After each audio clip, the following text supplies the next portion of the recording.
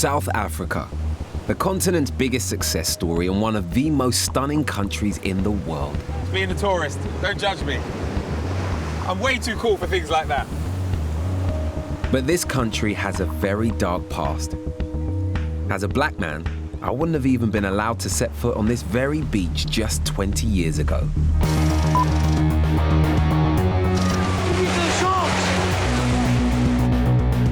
For over a century, a white supremacist government controlled the nation and brutally oppressed black people.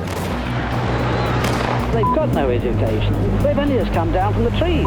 This system of racial separation was called apartheid and was only abolished in 1994 when Nelson Mandela and the ANC came to power. Today marks the dawn of our freedom. There has been such extreme levels of segregation here, and knowing that that ended only 2 decades ago, I'm desperate to see how that has changed the lives of people just like me, if at all.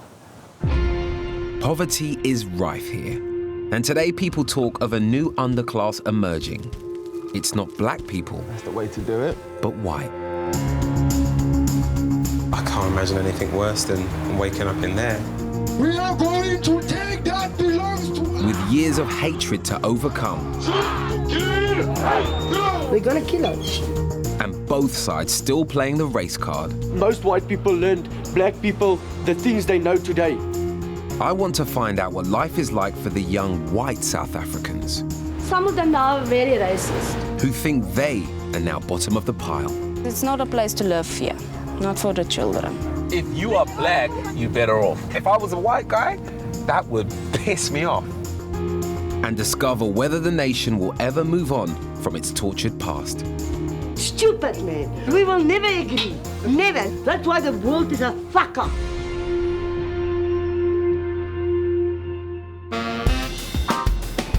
Johannesburg, South Africa's biggest city.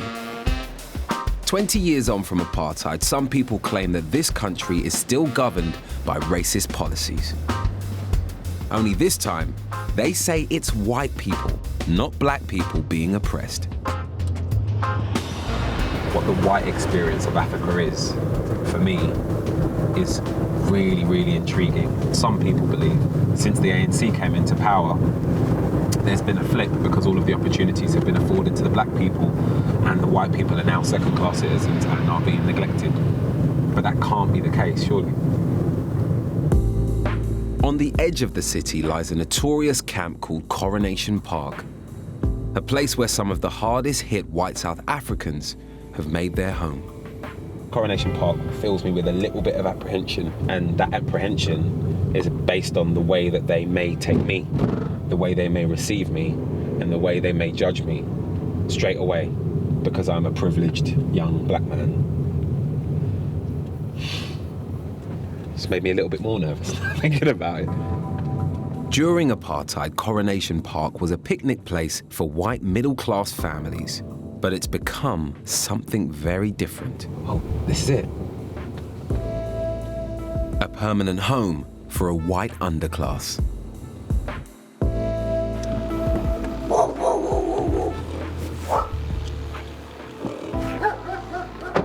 It's a camp in the middle of a park. They're living in a rough trailer park. In the UK, you sort of get used to seeing images of young black kids in poverty, and I've never seen those same images, but with white children. I'm really thrown by that. Outsiders aren't generally welcome.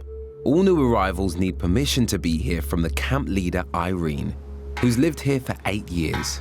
She's agreed to let me stay. To see white people in South Africa barefoot in a settlement in a park, that's blowing my mind. Yeah. Because that is not what we see across the pond. I mean, we don't see that in Europe. What's the common thread? What normally brings people here? I don't know. I think because they lost everything, there's no jobs for the white people. Did understand me?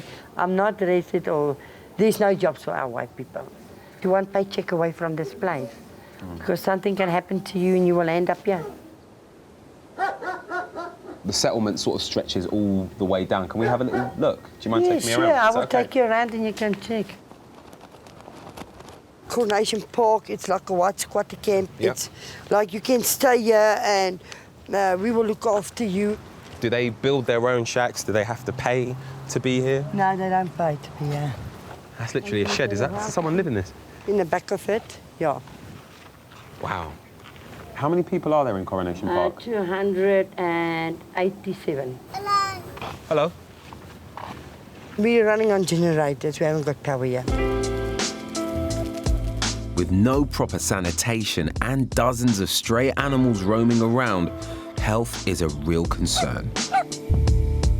The government has repeatedly tried to shut the camp down as new people arrive all the time. How you doing? I'm Reggie. What's your name? JD. JD, hello. 27-year-old artist JD turned up last month with his mum, 2 kids and pregnant wife. That's absolutely beautiful. That's what I do. I travel the whole country, painting and drawing all over the place. So where have you come from? Originally from Cape Town. How have you ended up here in Coronation Park? I've been hit by life, you know? Hit to my knees. You know, it's difficult for white folks these days. It really is. We don't have the ball in our court anymore. We are not the chosen ones, if you want to put it that way, and it's the truth. Most white South Africans are descended from Dutch settlers and called Afrikaners. During apartheid, they saw themselves as a superior race. We cannot mix with the lower nations unless they are cultivated. Given the best jobs and education, creating a super wealthy white elite. In 1990, everything changed. The leader of the black resistance, Nelson Mandela, was released from prison.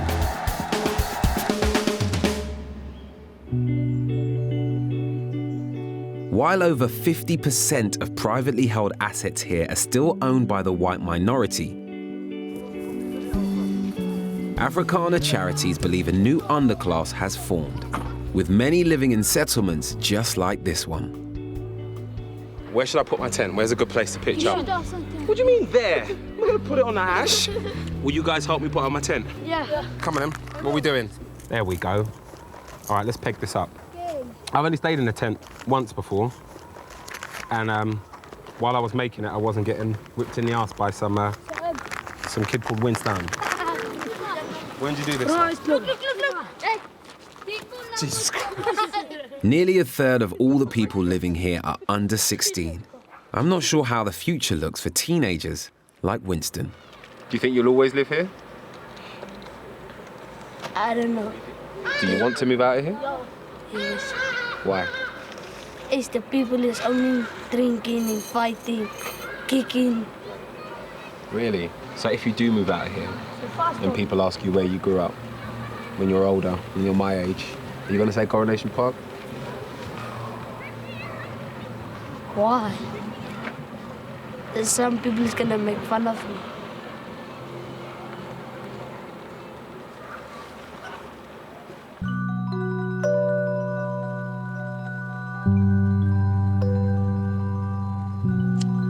Are you gonna look after me and give me some sandwiches and tea before bed? No, I'll give you some food. Can I help out? After dark, more young people flood into the camp. As well as child benefits, many residents survive on handouts, including hot drinks and sandwiches given out 3 nights a week. You ask them how much coffee they want. Say, hoeveel? Hoeveel? Koffie Koffie. drink jy? Drink jij? That's Koffie of thee? Koffie of thee? Learn Afrikaans. Check that out.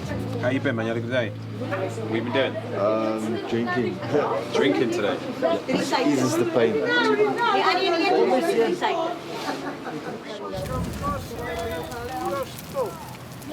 Hey, evening. even a little mud. I didn't think about what the rain would do here. Unemployment here is very high. One person who does have a steady job is Irene's son, Gerry. He works as a welder. Hey, Eddie. I'm good, thank you, man. I've not met you before. I'm Reggie. Hello. Hello, lovely to meet you. Is that your wedding pictures I can see over there? You scrub up well, don't he? Yeah, He looks good in a suit. Flowers from the wedding day. Yeah. You still got them? I don't want to cry anymore. Yeah, right. Despite Gerry working, his wage isn't enough to cover rent for a proper house for his wife and 3 kids. Just how difficult is it to raise a small child in a place like this? It is difficult because the generator is on, but when you sleep at night and he wakes up, the generator isn't on. Then you must struggle to get light and whatsoever. Mm. And there isn't always hot water because you must make fire to get hot water. So yeah, that's a problem. Do you worry about how healthy a situation it is for him? Because I'd imagine that it's probably quite easy for him to get ill. It's dirty, you know.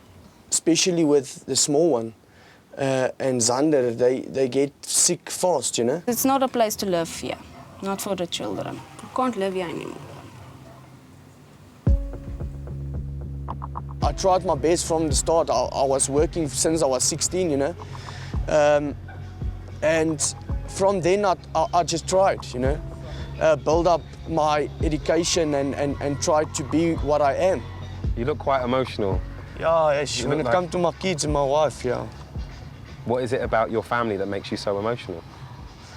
I think it's because I know I try hard, you know. Maybe I don't try hard enough, I don't know, but to see them suffer like this, it makes me... Do you think your children are suffering? Well, they don't have the life what I want for them, you know, and I think that for them is suffering, you know.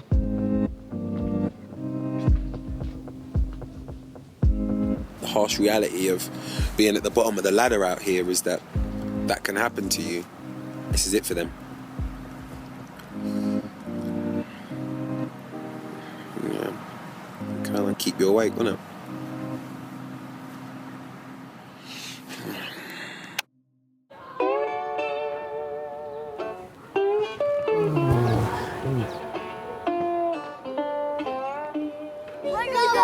Oh, God. Wake up. What's wrong with you, like? What is this?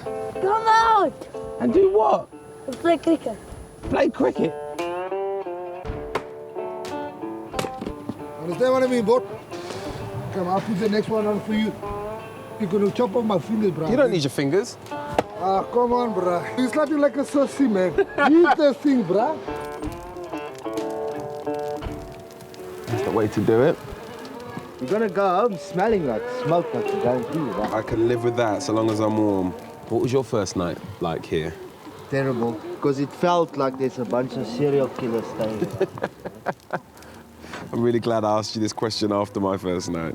Sleeping here as a grown man is one thing, but in a few months, JD will have a newborn baby to share his tent with. How does it feel knowing that your newborn will be brought here? I'm talking to Irene and them. They all know about the baby coming. And I know in my heart it will be okay. Because they're going to help us. They will help us. I've heard about it recently. I've read in the papers that the people around here might qualify for government housing. But why wouldn't you though? I mean, if ever there was anybody that needed help, particularly with a baby on the way, I would have thought that you'd be perfect for it. To me, government housing is a dream. I don't see myself qualifying for a government house. Over 2 million people are waiting for social housing in South Africa. So it's no surprise that JD doubts his chances of getting one. The wider situation is even more complicated, as race still plays a part in some opportunities here. I've come to the centre of Joburg to meet an old mate of mine, celebrity DJ Sizwe, to get a different perspective. What's happening now for young black South Africans? Oh, Reg, what's up? How you doing? It's been years. I'm well, thanks. How's it going with you? Good to see you. I'm really good, man. I'm really good. I'm glad to be in your neck of the woods, as it were. Okay, let's go to where you know. Take you where the girls are. You're desperately trying to get me in trouble with my girlfriend, right? It's a good start, you know? Sizwe is what's known here as a black diamond, a young black guy with a very healthy bank balance. People refer to you as a black diamond. I guess some people would. I'm a diamond in the rough. I need some polishing. But people like Sizwe are relatively rare. Most of the wealth here is still in the hands of the old white masters, and they live in lavish gated communities. Is this one property? Yeah. the houses are just obscene. There's a huge gap in SA between those that have and those that don't. Is that why the walls are so high and the security? That's why the walls are so high. I mean, look, this is barbed wire, there's gates. Yeah, electronic fences. Yeah. To try to rebalance wealth and opportunity, the government has brought in a policy called affirmative action, AA for short. It's already transformed areas like the courtroom, where over 60% of the most senior judges are now black. And the dream is to repeat that across all walks of life. In SA, if you are black, you're better off right now. Well, why is that? Because it wasn't the case 20 years ago. Just because of everything, man. Like, the odds are stacked to your favor now. Affirmative action. If I applied for a job, right, and a guy my age, same education as me, applied for the same position, but he was white, I'd get the job, hands down. I mean, if I was a white guy, that would piss me off. Thank you, brother. You all right? You're talking to Sizwe in the car, you know, one of the things that kept coming up was the swing of power and the white people feeling marginalized, you know, and feeling that they don't get the opportunities anymore. Reverse racism, I guess. It's a very different time now. And if you're black, you will get opportunities in the way that you never used to. I've grown up thinking equality is about treating everyone the same. But here, things are different. Until the 90s, on these very streets, the ruling whites, or Boers, treated black people as little better than animals.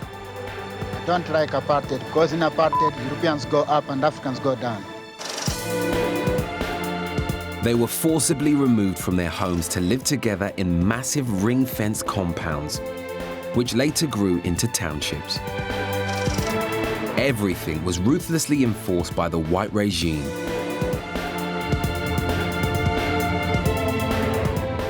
I want to find out what it was like living under white rule on these streets. So I've come to meet 28-year-old Colin. He grew up in Alexandra, a township still full of black people, many living in poverty. As a kid, you were actually, well, I guess, old enough at 7 or 8 to remember. Between that age, yes. Yeah, to remember some of the things that happened during apartheid. What sticks out in your mind during that era? I remember when we called them the yellow vans. It was the police state vans. Immediately you see that yellow van, you knew you had to run to save your life, because you never knew what would be predicted from the police or the state police. Because at times they would just literally stop to beat you up or not want you to congregate in the streets in groups. And even today, you know, police are not the most likable people in the townships, for example, for that matter. People see a police van, they see their enemy. In the mind of somebody like myself from the UK, when we think of segregation, the first thing that comes to mind is the US in the 60s and the struggles of black people in America. But this was going on in the 90s. In the 90s, yes. I mean, it's so hard to get your head around. That's unbelievable. I mean, the last time it happened, it is 1994, which sounds like yesterday. Black people who broke the apartheid laws were sent to prisons like this one, called the Old Fort. Nelson Mandela was incarcerated here whilst awaiting trial. The only time you would find white wardens in this section, it is when they came to render humiliation towards the black prisoners. They would perform a strip search dance called the Tausa dance. Strip search dance? What was the dance? The dance stipulated you strip naked, you spread your legs, you spread your arms, clap the hands above the head, leap in the air making a clicking sound, stretch your legs, and if no object had fallen down, then the authorities would go in an extent of inserting a finger or a torch inside their rectums to see if there's nothing hidden. It was alleged that a torch. Men and women? Men and women, yes. Wow. The most severe punishments were reserved for those who fought to change the system. These freedom fighters were kept in solitary confinement as a warning to others. Political leaders were sent here. It was the most severe form of punishment. Lying down flat on the ground, you feel like you're lying down in a grave. So there weren't beds in here, there weren't a desk, there weren't chairs. There weren't beds, no chairs. On the floor. They were locked up here for 23 hours and only released for an hour of the day.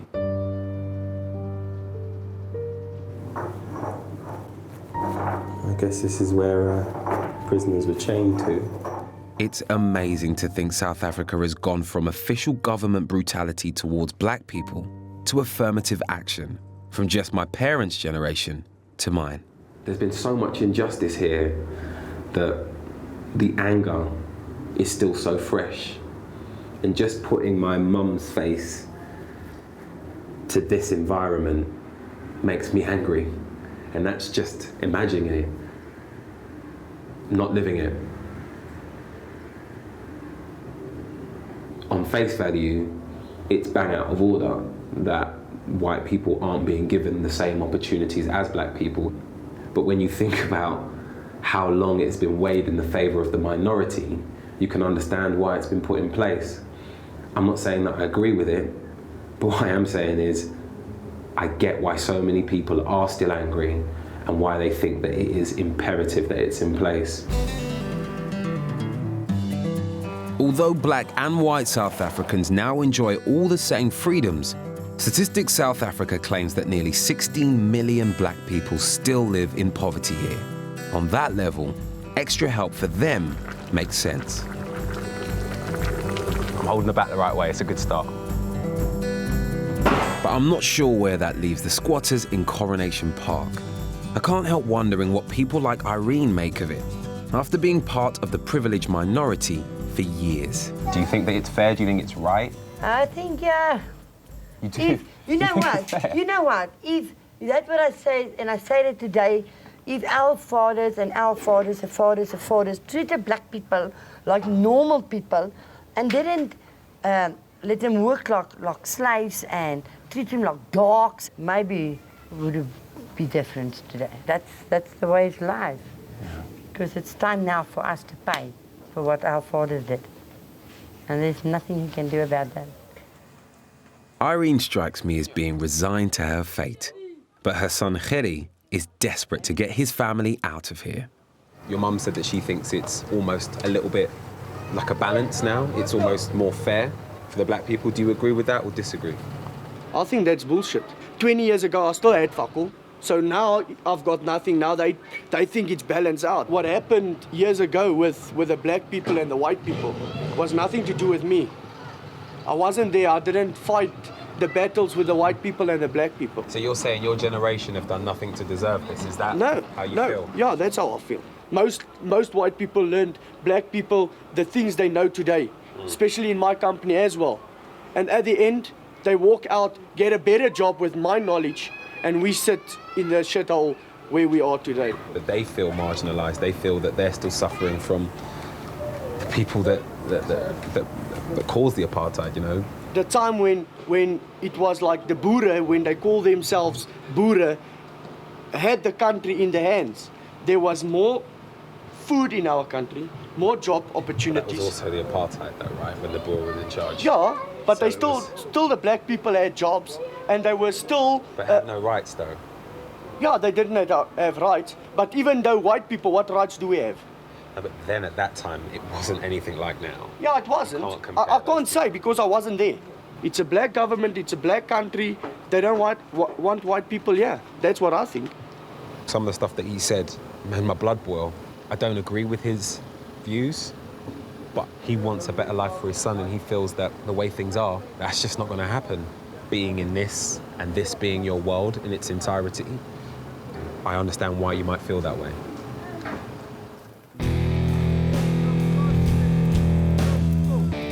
It may sit uncomfortably, but at least part of the reason Reggie is stuck here could be because of affirmative action. And if it continues, I worry that Coronation Park could keep growing, creating more race resentment for young people in South Africa. It's mad how different this place is in the dark, isn't it? I just think it's a bit more intimidating, because you just don't know where you are, what's around, and what you're walking into, you know? Definitely is a different vibe here. Hey guys. Hi. But for the true camp experience, you have to sit in the stump. There's a very dangerous spider around you. In Afrikaans, you call it a sakspinnacle. Yeah. That thing can kill you. Why are you saying that before I sit down on the stump? I don't want a sakspinnacle getting in my bum. If the way things are set up here, there are so many hurdles for you to get back to where you were. There are things in the way that aren't your fault. And that just makes me angry. I can't really say it's not my fault. I ended up here for a reason. Nobody comes in here just because the country's screwed up. Nobody comes in here like that. They come in here because they screwed up. Can't blame everything on the system. No, that's the first time I've heard ownership since I've been here. Ownership. It's the first time I've heard ownership. Even a rich guy can find himself here in 2 weeks. Ask me. I've lost everything here. I lived a dream. I was a rock star. Oh, in my head I still am. I used to sign boobs for a living, you know? And I had a selfish life, but I lived the dream. And everything that went along with it, I had. And I lost it in a couple of days. Just a few years ago, JD was living in his own house with a pool.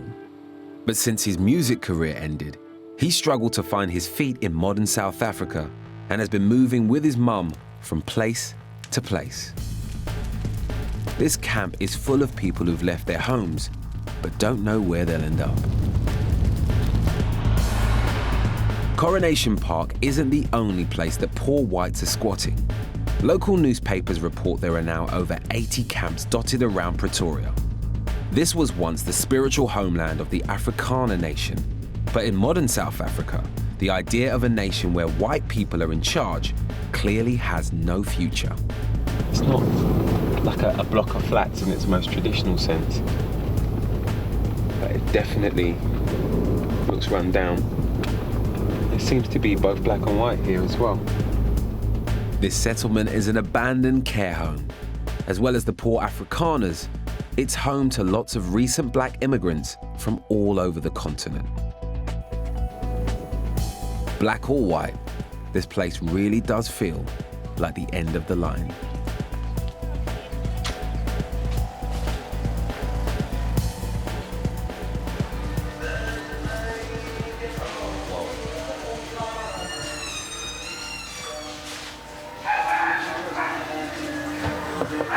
Hello? Hello. Hi. Hi, can I come in and talk to you guys? Is that okay?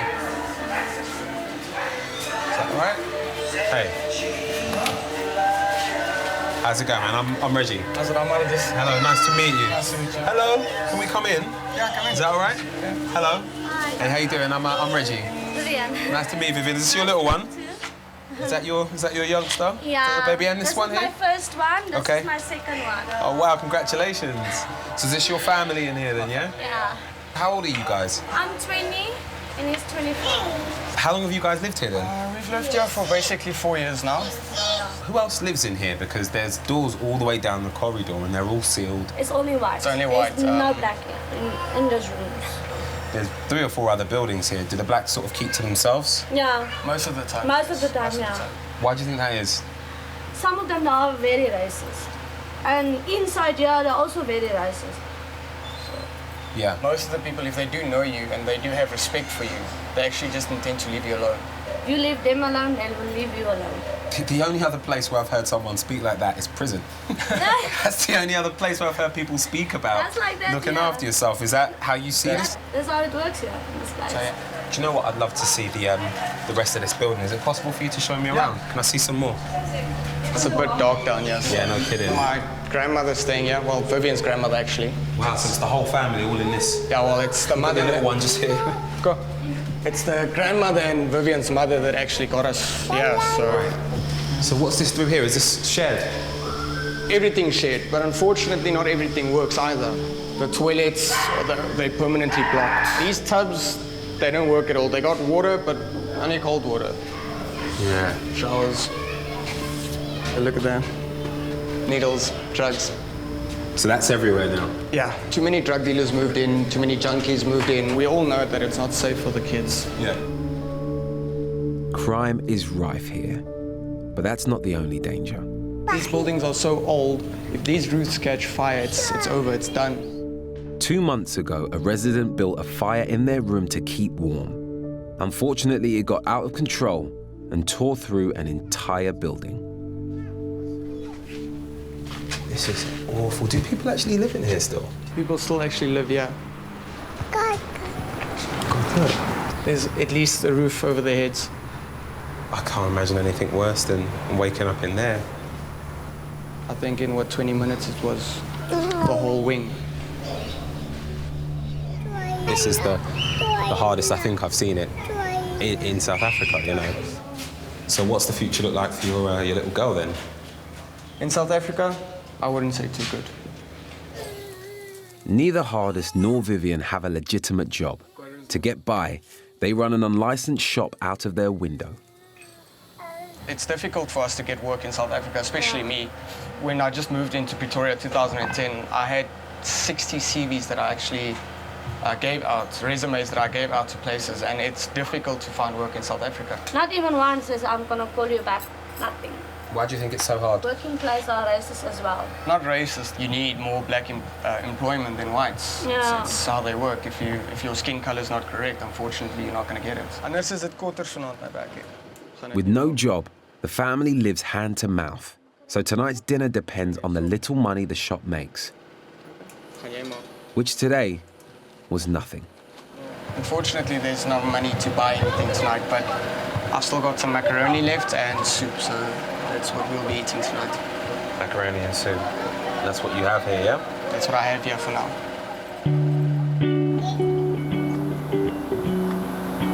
I don't want to seem judgmental, you know, it almost feels like this isn't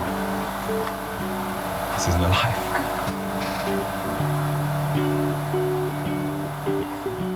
Like anyone, I find it hard to witness poverty. But here in South Africa, it is very common. Their Institute of Race Relations claims a staggering 45% of black South Africans also live below the breadline. But that doesn't make the plight of poor whites any easier to stomach. I can hear some music playing. Who's playing that music? All the rich people. What? Do the rich guys come around here and park up their cars, play music and hang out? Joe, you know? When I was like these people, I was exactly the same way. Can you believe it's two different worlds? Can you believe it, huh? See. Can I be completely honest with you? Yes. When you spoke about rich people, in my head I had white people. Yeah, not at all, eh? They're all black guys. They're all black guys. All black guys. Look at those people there. Most of them are young people. So, they're getting what they deserve now. Fairness. Is this fair? Their moms and dads wasn't treated this way. They wouldn't have been allowed to come in here. So them enjoying their freedom, there's nothing wrong with that. You should go and ask them what they think about Coronation Park. And you'll get your answer. I'm gonna do that now.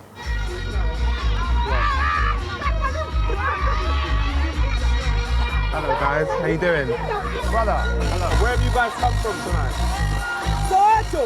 Soweto? Yes. So you guys are from the township? Yes. Nice, and you come out here to enjoy yourself for the night? Yes. South Africa has come a long way. Some middle-class black people live in Soweto now, with cars, jobs, and money. And whilst it's strange to think this party wouldn't have even been allowed 20 years ago, it's even stranger that it is happening right next to the tents and shacks of hundreds of impoverished Afrikaners. There's a group of people living just over there. Permanently standing. They live there. Living there or what? You didn't know that they were there? No, I didn't know anything because this is a park. I'm living in that squatter camp tonight. You won't get white people here. You understand? Because what do you won't get white people living in the park? You won't. Well, I'm if staying you there prove tonight. something. I'm staying there tonight and there's a lot. There's okay, about white people that are standing, white people that are living there, they are 3 days and then they're going home. No, 8 years. No, you're lying. You don't believe that there could be that many white people living that way over there? Why not? I don't believe. Why not? I'm telling you straight, you're lying. No. I came over this hill expecting sort of arrogant, rich white kids. It was quite the opposite. White families still earn 6 times more than black ones on average, So I can understand the stereotypes. I hold them too. But if black people can't even accept white poverty, I can't see a way out for JD, Hardis and Gerry.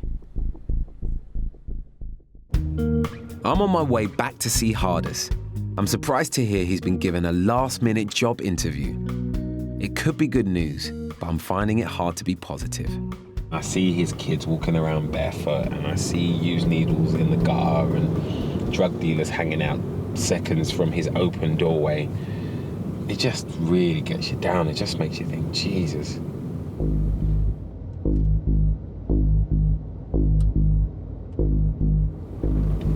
That's interesting. There are police. Wow. Lots of police. I'm gonna go and find out what's going on.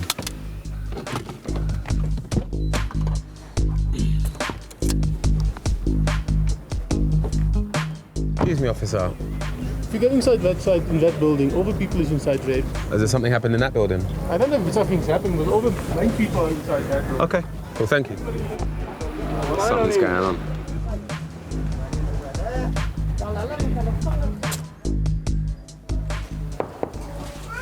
Hey, Hardis. What's up? You alright, man? Yeah. So what's happening? Bring a few keys. They're busy doing a raid. For drug dealing? Drugs, cigarettes. If you got a shop, if they find any cigarettes on you, they're gonna confiscate it. Are you guys there, man? Well, luckily, I'm a smoker, so I'm just gonna say I smoke it. Vivian, I noticed that your shop signs come down. So if they'd seen the sign, what would have happened? They will search the room. If they find anything, they will lock me up. Or they will give me a fine. Vivian and Hardis have been lucky. But escaping arrest isn't how I choose to prepare for a job interview. It's gonna look like the Rainbow Nation today. Oh, really? Why is Blue that? shoes with black. Crazy colours? Yeah. Do you not have any blacks and whites? No. They're dark. There we go. That'll work. It's funny, no matter where you are in the world, there's wives still dressing their husbands. Bye-bye, Sienna. Sienna. Hardis is interviewing for a door-to-door sales job. Looking sharp. Hello. Look at you. All right, let's go do this. It's a massive opportunity that doesn't come around very often. I applied for this job 2 years ago. Wow. 2 years ago, and they finally called you out of the blue. Yeah. This is a good 30-minute drive from your place.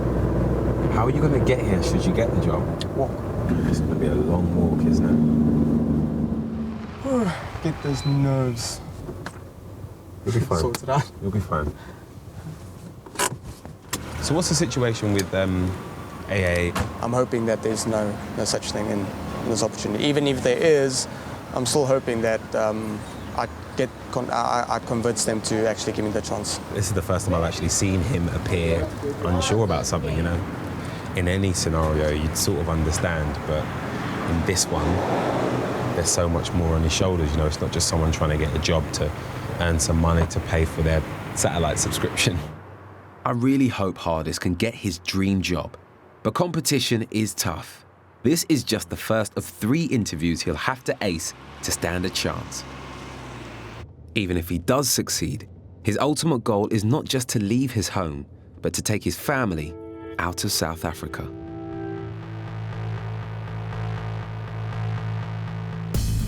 Like many Afrikaners I've spoken to, he's fearful for the future. I've come to a rally for a popular movement called EFF that's taking South Africa's poor black youth by storm.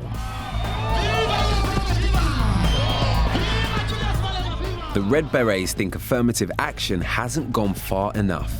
They're demanding more extreme measures to help black people out of poverty, like taking back farmland and nationalizing lucrative mines. We are going to take that belongs to us. They've become controversial for singing an apartheid rebellion song, Shoot the Boer, Kill the Farmer. Viva EFF, viva! From old women to little kids, they're all screaming, Viva EFF. Just because there's now a black government doesn't mean poor black Africans aren't still suffering or angry.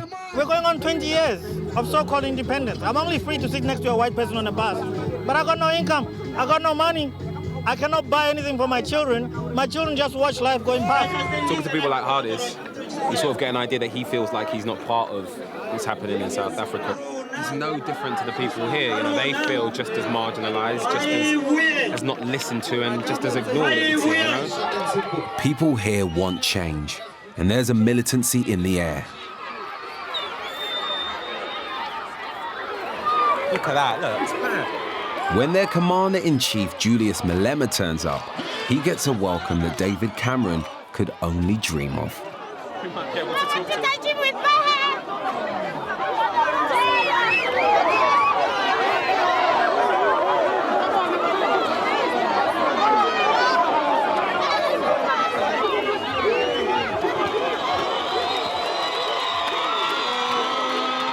You need to come to Marikana on the 13th. Now you must not sit back. Come on, sir. Who loves guitar? Alive. Kiss the poor, the farmer.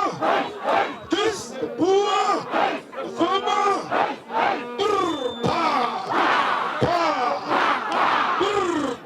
The whole time I've been here, I've heard about this Kill the Boer song. Clearly, Malema has become hip to that because, you know, it's something that's really sensitive to the Boer and Afrikaans population out here. He's now changed the words of the song to Kiss the Boer.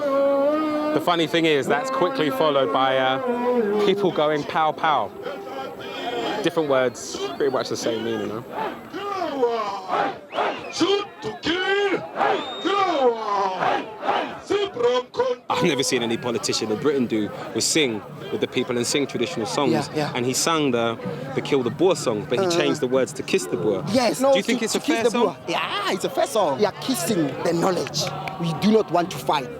We want to fight spiritually, not physically. We don't want to fight with guns and whatever. We have to fight knowledgeably. And we have to fight with knowledge. I don't want to believe that everyone here wants to take violent revenge on white people, but chanting a hate song isn't building any bridges. A few years ago, Julius Malema was tipped as a future president, but he's not someone many people in Coronation Park would vote for.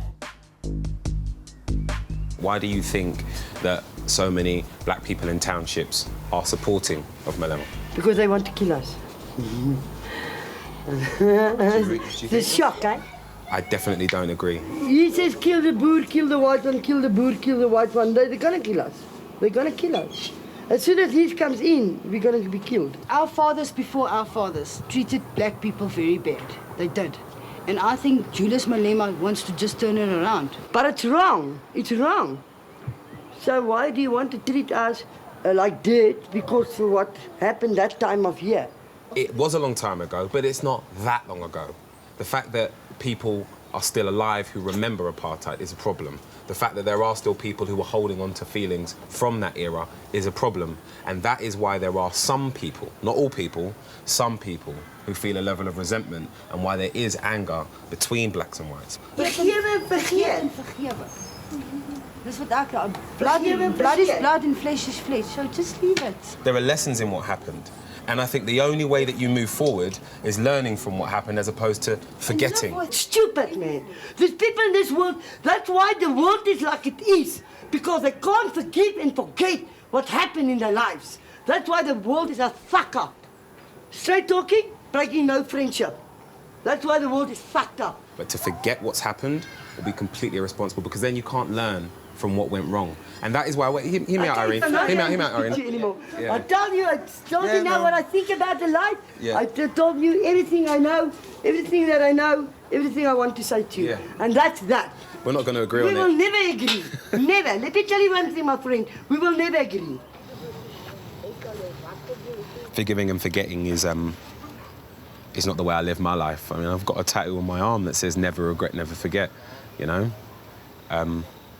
I think it's important that you don't forget. It's definitely important that you forgive, and that's the only way that things are going to change here, if people forgive. But you must never forget. Because if you forget, what the hell are you going to learn? There is no quick fix for the divisions and inequality in South Africa. The poor Afrikaners I've met are undoubtedly getting a rough deal now. But if there is a price to pay for decades of oppression, perhaps this is the least worst option. In Pretoria, Hardis has asked me to meet him after making it through to the final interview for his sales job. Okay, so today was the big day. Got some bad news and some good news. Okay, bad news first. I need to wake up early tomorrow morning. Best news, I get to start working on my birthday, which is tomorrow. Oh my God. That's incredible. That's unbelievable. Congratulations. What a birthday present. Yeah, it is. It's... I really didn't expect this. What does this mean for you and your family then? Better life, which is what I've been hoping for, what I've been dreaming for. Yeah. Does Vivian know yet? No. Quite for 7.5 years. Hallo, Gogo.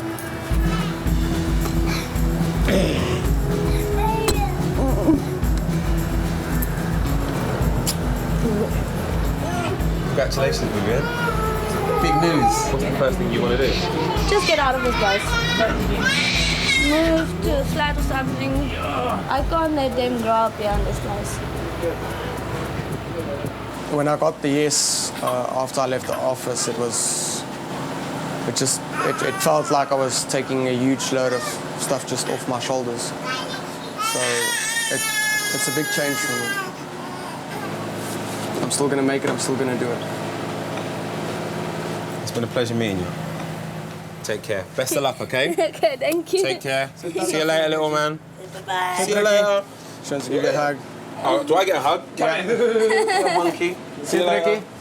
Bye. See you later, little monkey. Bye. See you later, honey. Bye, monkey. Bye. I'm really pleased that Hardis at least has made a positive change. I'd come here hoping to see a rainbow nation, but there's clearly some way to go. Integration is happening, but only in pockets.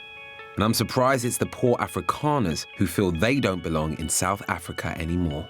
Essentially, black and white people are victims of apartheid and they're still feeling the effects of it. It's a problem that's affected poor, rich, white and black. Do you think that you're a victim of apartheid still? Definitely my generation paying a price. We're paying a price for our forefathers. South Africa's past is still haunting it. But it won't be like that always. Change takes time. It really does. Happy? Very happy. I look 10 years younger. It's amazing. Nice work, Jay. Thank you. Bye-bye. See you later, guys. Bye. Always look to the trees and to the sky. Remember us then. Too. It's a bit weird seeing them react the way that they have to me. And it's if I'm going to be really honest, I feel a bit strange leaving. I mean, not that I want to stay here, but, you know, I'm going home, and I know what I'm going home to. And they're staying here. I mean, staying here in this. You know, this is how kids play here. This is the reality for them here, and good people, really good people. My time in Coronation Park and Joburg has come to an end. The people I've been living with are in a very difficult position, but they still have made me very welcome, and that's important. Thank you so much. Okay. Take care, okay? I will.